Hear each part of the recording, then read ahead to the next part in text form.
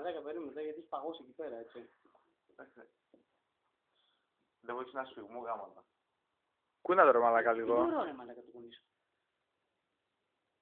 Έτσι νιώθεις τώρα, άμα το κάνεις σιγά σιγά, βάλε λίγο. Μια χαρά είναι το βλέπω. Έχει εδώ τον ευρώ που το δίνει.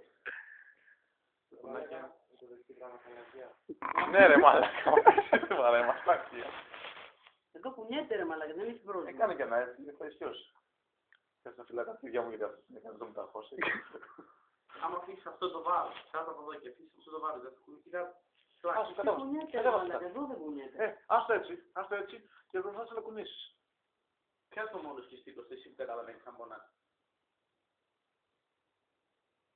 Το χρήθηκε. Δεν πάει. Έλα ρε, δεις και φύγε Δεν πάει. Να σε πάνε είναι αλφα. Το ασθενοφόρο. Στο γυμναστή. Έλα ρε μα, κουνιέται, αποκλείεται. Λοιπόν, θα μιλήσεις στο γυμναστή γιατί είσαι έτοιμο. Ρε μαλάκες, αφήστε να πάει κάτω παιδιά τον γιατρή. Τι γυμνάστης και μου πάρει. Ποιος γιατρός ρε μαλάκα, μέχρι να τον πάνε στο... Α, γιατί δεν Πάρω τηλέφωνο. Και πώς θα κάνεις παρουσιάστε. Μαλάκα μου χάλασε τη σημαία ρε μαλάκα.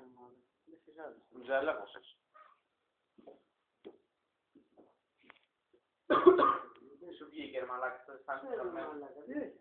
Δεν κουνιέται όμως. Βγαίνει να κάνουμε εδώ κάτι μαλακές και... Α!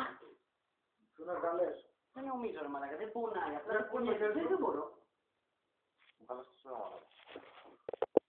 Μπορώ.